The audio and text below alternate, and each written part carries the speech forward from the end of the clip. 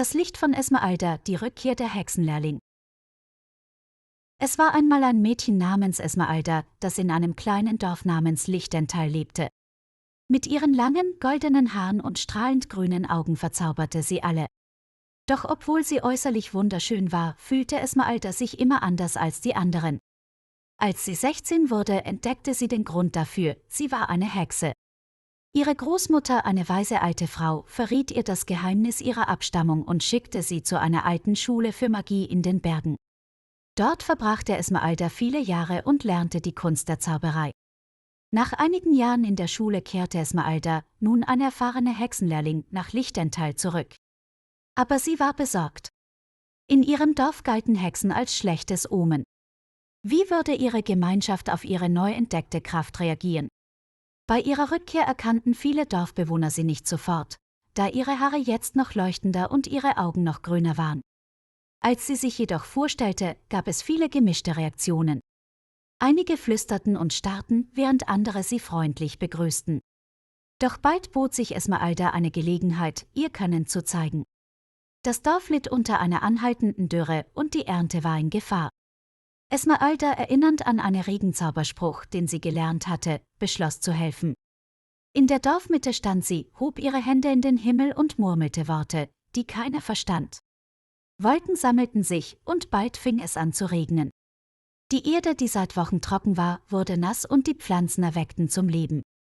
Die Dorfbewohner waren verblüfft. Statt Angst vor ihr zu haben, begannen sie, Esmeralda um Hilfe in verschiedenen Angelegenheiten zu bitten. Sie half Kranken mit heilenden Zaubersprüchen und fand verlorene Gegenstände. Mit der Zeit wurde Esmeralda als Segen für das Dorf angesehen und nicht als Bedrohung. Sie hatte ihre Kräfte genutzt, um ihrer Gemeinschaft zu helfen, und sie wurde als Heldin gefeiert. So begann das neue Leben von Esmeralda in Lichtental, wo sie nicht nur als Hexenlehrling, sondern auch als Retterin und Freundin anerkannt wurde. Einige Monate nach ihrer triumphalen Rückkehr nach Lichtental kam ein mysteriöser Fremder ins Dorf. Er trug einen langen Umhang und war auf der Suche nach einem alten Buch. Dieses Buch, so erzählte er, enthielt mächtige Zaubersprüche, die in den falschen Händen gefährlich sein könnten. Esmeralda erinnerte sich an Geschichten, die ihre Großmutter ihr erzählt hatte, über ein solches Buch, das von den Hexen ihrer Familie bewacht wurde. Sie spürte, dass sie eine Verbindung zu diesem Buch haben musste. Eines Abends, als der Mond hoch am Himmel stand, führte ihre Intuition Esmeralda zu einem versteckten Keller in ihrem alten Haus. Dort fand sie das Buch, das der Fremde suchte. Es war alt und mit Staub bedeckt, aber seine Magie war spürbar. Esmeralda wusste, dass sie dieses Buch beschützen musste. Sie versteckte es sicher und beschloss, mehr über den Fremden herauszufinden. Am nächsten Tag näherte sie sich ihm vorsichtig und bot ihm ihre Hilfe bei seiner Suche an. Während sie mit ihm sprach, bemerkte sie, dass er nicht die ganze Wahrheit sagte. Sie spürte Misstrauen und beschloss, vorsichtig zu sein. In den nächsten Wochen beobachtete sie den Fremden aus der Ferne. Sie entdeckte, dass er ein dunkler Zauberer war und das Buch für seine eigenen dunklen Zwecke verwenden wollte. Esmeralda wusste, dass sie handeln musste. Mit Hilfe ihrer Freunde im Dorf schmiedete sie einen Plan, um den dunklen Zauberer zu stoppen und das Buch sicher zu bewahren. Eines Nachts, als der Zauberer versuchte, in Esmeraldas Haus einzubrechen, setzte sie einen Schlafzauber auf ihn. Mit ihm gefangen, offenbarte sie ihm ihre wahre Identität und warnte ihn, das Dorf nie wieder zu bedrohen. Der Zauberer, überwältigt von Esmeraldas Macht, schwor, Lichtental in Frieden zu lassen und verschwand in die Nacht. Das Dorf feierte erneut Esmeraldas Tapferkeit und Weisheit. Sie hatte erneut bewiesen, dass Magie, wenn sie richtig eingesetzt wird, eine Kraft für das Gute sein kann. Und so setzte Esmeralda ihr Abenteuer in Lichtental fort, stets bereit, ihre geliebte Gemeinschaft zu beschützen und zu unterstützen. Es war ein friedlicher Morgen in Lichtental, als Esmeralda durch das Dorf spazierte. Doch plötzlich hörte sie eine Melodie, so schön und traurig zugleich, dass sie innehielt. Der Gesang schien aus dem Wald zu kommen. Neugierig folgte Esmeralda der Melodie und fand sich bald an einem kleinen, klaren Teich wieder. In der Mitte des Teiches saß eine Wasserjungfrau mit langen blauen Haaren, die dieses wundervolle Lied sang. Esmeralda trat näher und sprach die Wasserjungfrau an. Sie stellte sich als Lysandra vor und erzählte ihre Geschichte. Vor langer Zeit war sie von einem Zauberer in den Teich verbannt worden, und nur ein bestimmter Zauber konnte sie befreien. Esmeralda wollte helfen. Lysandra beschrieb ihr einen seltenen Blume, das Mondlichtweichen, das im tiefsten Teil des Waldes wuchs. Diese Blume war der Schlüssel, um den Bann zu brechen. Mit Lysandras Richtungsangaben machte Esmeralda sich auf den Weg. Sie musste vielen Hindernissen trotzen, dichten Dornen, verwirrenden Pfaden und sogar einer Gruppe neugieriger Feen, die sie aufhalten wollten. Aber mit ihrer Magie und ihrem klugen Verstand überwand sie jedes Hindernis. Nach einem langen Tag und einer noch längeren Nacht fand Esmeralda endlich das Mondlichtweichen. Mit der Blume in der Hand kehrte sie zum Teich zurück.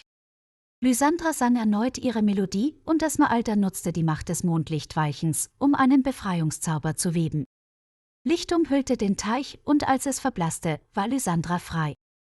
Die Wasserjungfrau dankte Esmeralda herzlich und schenkte ihr als Zeichen ihrer Dankbarkeit eine Perle, die die Kraft des Meeres in sich trug. Esmeralda kehrte nach Lichtental zurück und erzählte von ihrem Abenteuer. Die Dorfbewohner waren erstaunt über ihre Tapferkeit und ihr Mitgefühl. Esmeralda hatte nicht nur das Dorf, sondern auch andere magische Wesen gerettet. Das Leben in Lichtental ging weiter, aber Esmeralda wusste, dass sie immer bereit sein musste für neue Abenteuer und Herausforderungen. Die Tage vergingen und der Herbst zog in Lichtental ein. Die Blätter verfärbten sich in warmen Tönen und die Luft wurde kühler. Bald war es Zeit für das Schattenfest, ein altes Fest, das die Dorfbewohner jedes Jahr feierten, um das Ende der Ernte zu markieren und sich auf den Winter vorzubereiten. Das Fest hatte jedoch auch eine geheimnisvolle Seite. Es hieß, dass in dieser besonderen Nacht die Grenze zwischen der Welt der Lebenden und der Welt der Geister am dünnsten war. Deshalb zündeten die Dorfbewohner Laternen an, um die Geister zu ehren und gleichzeitig böse Geister fernzuhalten. Esmeralda war besonders aufgeregt, da es ihr erstes Schattenfest seit ihrer Rückkehr nach Lichtental war. Sie bereitete spezielle Zaubertränke vor und schuf magische Amulette für die Dorfbewohner. Doch als die Nacht hereinbrach und das Fest in vollem Gange war, bemerkte Esmeralda eine Veränderung in der Atmosphäre. Die Laternen begannen zu flackern und ein kalter Wind wehte durch das Dorf. Schattenhaften Figuren erschienen und bewegten sich zwischen den Häusern. Esmeralda erkannte schnell, dass diese Geister nicht nur gekommen waren, um zu feiern. Einige von ihnen waren rastlos und suchten nach einer Möglichkeit, in der Welt der Lebenden zu bleiben. Mit Hilfe ihrer Freunde im Dorf begann Esmeralda, die rastlosen Geister zu beruhigen. Sie nutzte die Perle, die sie von Lysandra erhalten hatte, und kombinierte ihre Kraft mit den Zaubertränken, die sie vorbereitet hatte. Einer nach dem anderen wurden die Geister besänftigt und kehrten in ihre Welt zurück. Als der Morgen anbrach, war das Dorf wieder sicher. Die Dorfbewohner waren Esmeralda unendlich dankbar. Sie hatte nicht nur ihr Dorf gerettet, sondern auch den Geistern geholfen, Frieden zu finden. Das Schattenfest endete und die Sonne schien wieder hell über Lichtental. Esmeralda wusste jedoch, dass ihre Aufgaben nie wirklich enden würden. Sie hatte die Verantwortung, ihr Dorf zu schützen und das Gleichgewicht der Magie aufrechtzuerhalten. Das Abenteuer ging weiter und Esmeralda war bereit, jeder Herausforderung zu begegnen. Winter in Lichtental war immer etwas Besonderes. Der Schnee bedeckte die Dächer der Häuser und verwandelte das Dorf in ein Winterwunderland. Doch dieser Winter war anders. Ein eisiger Wind wehte durch die Straßen und mit ihm kam eine Kälte, die tiefer war als alles, was die Dorfbewohner je erlebt hatten.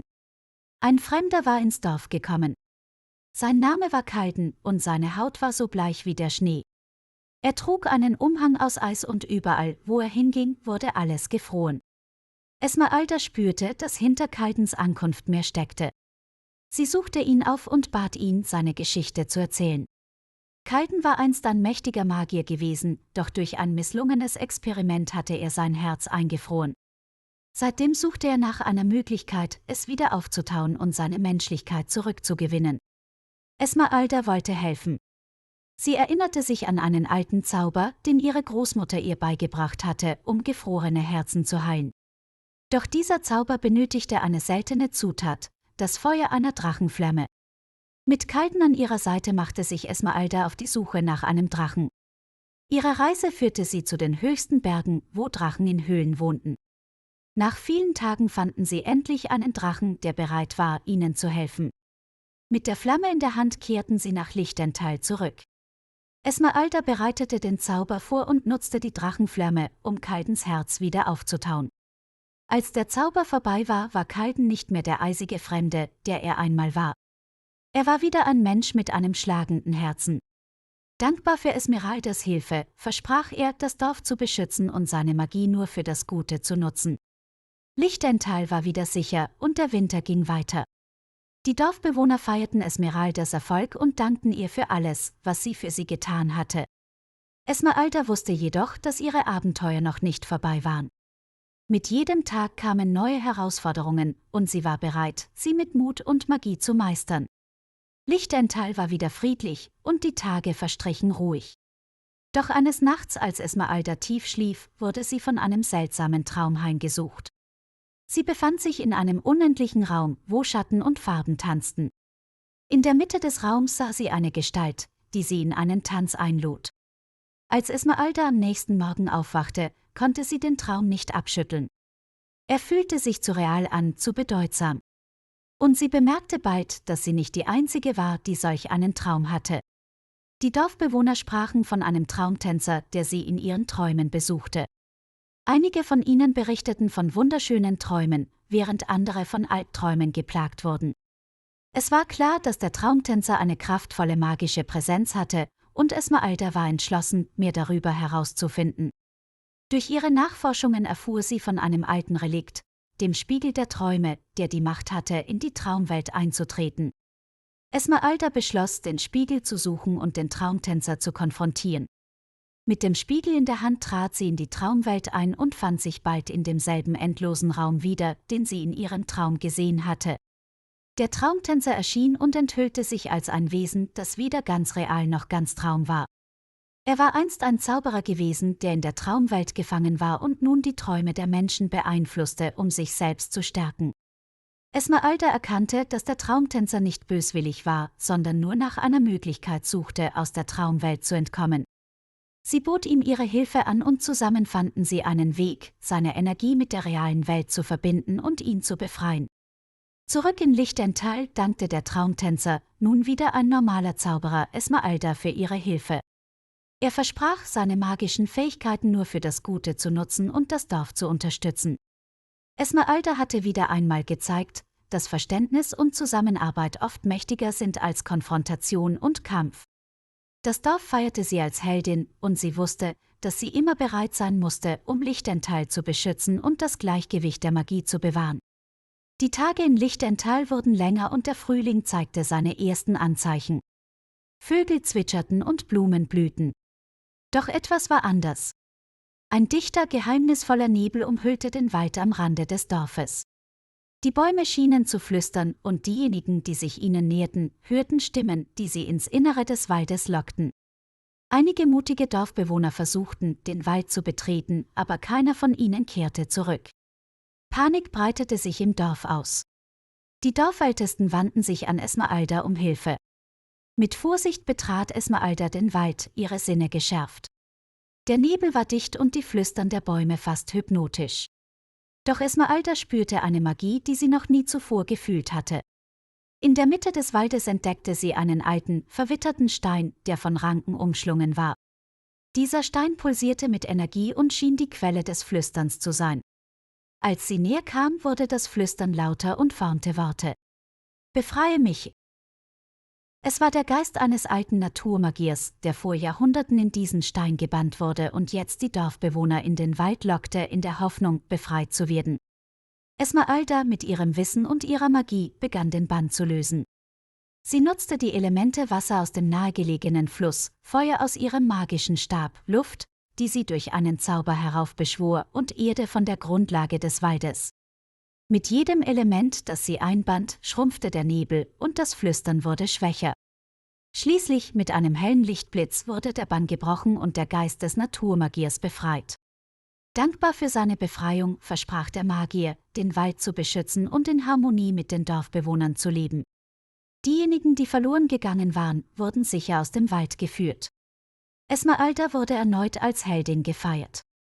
Durch ihre Tapferkeit und Weisheit hatte sie das Dorf gerettet und einen alten Geist befreit. Doch sie wusste, dass es immer neue Herausforderungen geben würde und sie musste bereit sein, ihnen zu begegnen. Der Sommer näherte sich Lichtental und mit ihm klare, sternklare Nächte. Jeder im Dorf freute sich auf die jährliche Sternschnuppennacht, in der Hunderte von Sternschnuppen den Himmel erleuchten würden. Es war eine Nacht der Wünsche und Hoffnungen. In dieser besonderen Nacht, als Esmeralda in den Himmel schaute, bemerkte sie etwas Ungewöhnliches. Eine besonders große und leuchtende Sternschnuppe zog am Himmel entlang und fiel in den nahegelegenen Wald. Neugierig und besorgt zugleich machte sich Esmeralda auf den Weg, um den Absturzort zu finden. Dort in einer kleinen Lichtung fand sie einen glänzenden Stein, der warm und pulsierend war. Es war kein gewöhnlicher Stein, es war ein Sternenstein, ein magisches Artefakt von großer Kraft. Während Esmeralda den Stein betrachtete, hörte sie eine zarte Stimme in ihrem Kopf. »Hilf mir, zurück nach Hause zu kommen.« Es war die Stimme des Sternensteins. Er erklärte Esmeralda, dass er von seinem Platz am Himmel gefallen war und zurück zu den Sternen wollte. Mit ihrem Wissen über Magie und dem Rat einiger älterer Zauberer im Dorf begann Esmeralda, einen Weg zu suchen, den Sternenstein zurück an den Himmel zu senden. Sie bereitete ein Ritual vor, das die Energie des Mondes nutzen würde, um den Stein in die Höhen des Himmels zu katapultieren. Die Dorfbewohner versammelten sich, als die Nacht hereinbrach, und beobachteten, wie Esmeralda das Ritual durchführte. Mit jedem gesprochenen Wort, mit jeder Geste wuchs die Energie in der Lichtung. Schließlich, mit einem finalen Ruf, hob der Sternenstein vom Boden ab und schoss in den Himmel hinauf, ein leuchtender Strahl in der Dunkelheit, der sich seinen Weg zurück zu den Sternen bahnte. Das Dorf jubelte und Esmeralda fühlte eine tiefe Zufriedenheit in ihrem Herzen. Sie hatte nicht nur dem Sternenstein geholfen, sondern auch die Magie des Himmels miterlebt. Die Tage in Lichtental gingen weiter, jeder mit seiner eigenen Magie und seinen eigenen Herausforderungen. Aber mit Esmeralda als ihrem Beschützer wussten die Dorfbewohner, dass sie immer sicher sein würden.